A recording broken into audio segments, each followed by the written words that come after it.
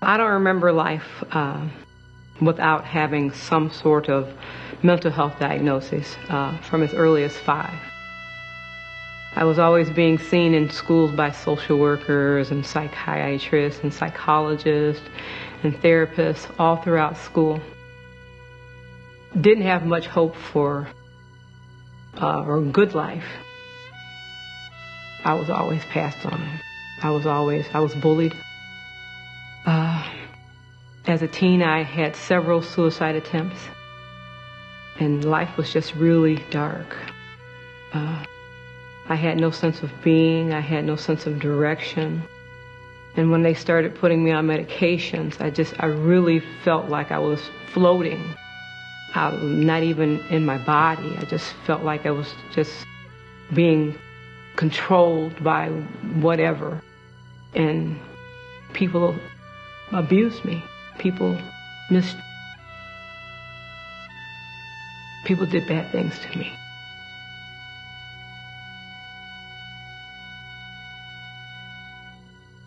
And that went on for most of my adult life. My journey started whenever I was about 10 years old.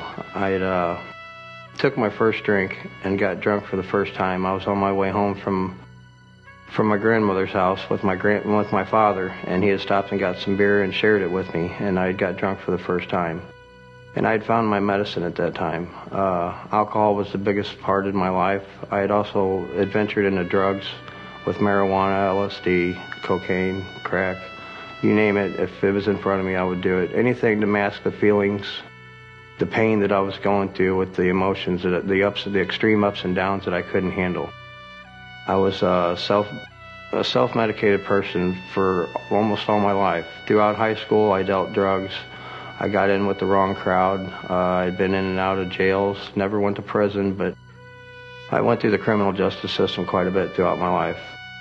I was to the point in my alcoholism to where I had to drink on the way to work to get the shakes off so I could just weld a straight bead. Well, I decided to stop at the bar on the way to work one time to drink the shakes off, and I had about 8 or 10 beers, and I went into work, and they sent me home.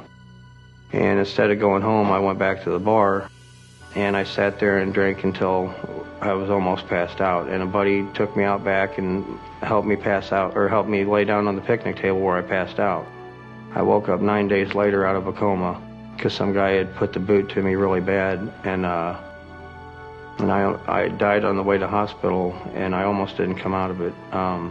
My father walked in the hospital room. He didn't even recognize me. I was so black and blue. I had a lot of trauma in my childhood, and my childhood was very dark. It was a very dark place, a place that I didn't really want to be, and I felt that I had no meaning in life, no purpose for living.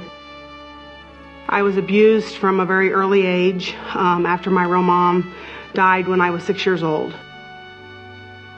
I was told that my mom died and that I was in and out of the principal's office all the time because I was bad, and that other members of my family were going to die if I wasn't good. So it brought on PTSD and caused me to do counseling and stuff from a very early age. I dealt with the trauma, and I now know that I was dealing with a mental health issue even back then, but my stepmom always told me it was just me being bad. It wasn't until 2003 where my current, the love of my life, refused to turn his back on me, and I did everything to sabotage our relationship. And he told me, there's something wrong that you need help with, and I'm not leaving. I'm going to get you the help that you need. So he stood beside me, and it was going through counseling appointments and sitting with different psychiatrists that kept telling me, here's these pills, just take them. Here's these pills, just take them. And at one point in my journey, I was taking 26 different pills every morning and 28 every night. And I was just a zombie. I would be sitting at the dinner table and fall asleep. And it wasn't until he met a lady that was in recovery, and she said, she really needs to take a RAP class. RAP would really help her. And RAP is Wellness Recovery Action Plan. And I thought, what do I have to lose? So I took that class, and through that class, it gave me back self-esteem. It gave me back self-confidence, and allowed me to co-write a book with him called Bursting Bubbles. And I titled it Bursting Bubbles because I always felt like in my recovery or before my recovery, I was trapped in a bubble and that there was no way out. It wasn't until I came to this county that I live in now that I started receiving mental health services at a community mental health center, that life started opening up for me. I started to see a psychiatrist that really listened to me. She asked me questions and she waited for an answer and response, and she told me that we could do this. And that was something that I had never heard before. No one ever included me in on the conversation when it came to my health, especially my mental health. I lived in IMDs, that's what they call Institution for the Mentally Deranged. And they would do god-awful things to you in those places. And so I thought this doctor was going to place me in another IMD. Not at all. What she did was said, well, let's put you on some medication. Let's try to figure out what we can do to get you stabilized and keep you out of the hospital. I did go to rehab, and then while I was in rehab, they diagnosed me with bipolar depression, and they put me in this program called the MESA program. It's mental illness and substance abuse co-occurring, which is also a lot of what Sacred Creation does help with people that does have co-occurring disorders also, as well as mental health disorders.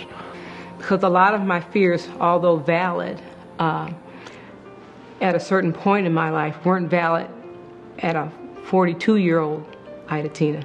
You know, they were valid for a 12-year-old Ida Tina or even a 20-year-old Ida Tina, but not a 42-year-old Ida Tina. And so he challenged me to test everything. If it bothered me that much, then try the truth theory out on it. You know, why does this bother you? How can you turn it around to make it different to where you have the power and it doesn't? And no one had ever given me those type of coping skills before. I lost $12 out of my pocket one time, and I went back to my room and I was kind of upset about it, and the guy in the room next to me come over and told me to just pray about it. Therapy, RAP, which stands for Recovery, Wellness Recovery Action Planning, that I successfully graduated. And then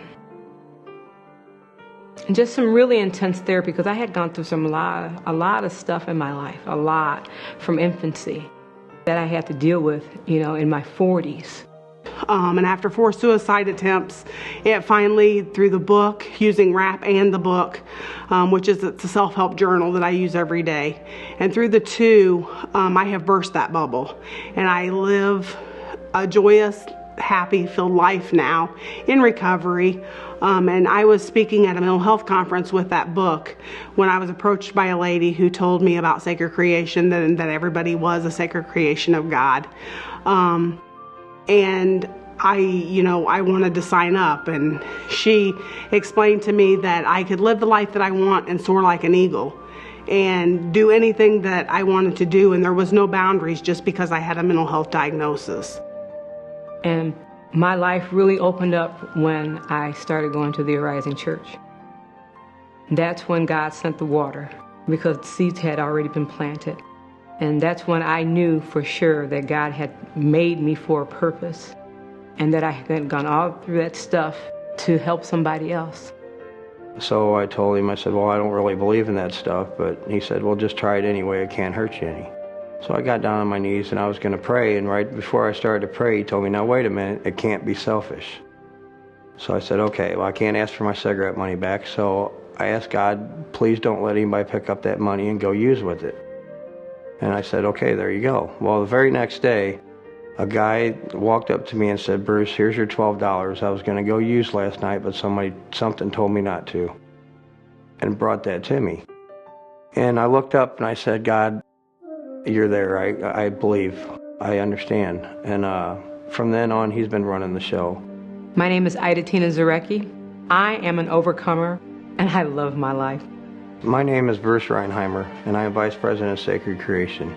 I live my life today with meaning and purpose. I am an overcomer, and I do love my life today. My name is Diana Castleberry, and I am the proud Executive Director for Sacred Creation. I love my life, and thanks to God, He has restored everything in my life back to the way He wishes it to be. We're a statewide organization, 501c3. We're a peer-driven organization. That means that everyone, our members and the board of directors, every one of us has a mental health diagnosis, living in recovery. Well, what we want to tell you here at Sacred Creation is that there is recovery from mental illness, and we can prove it.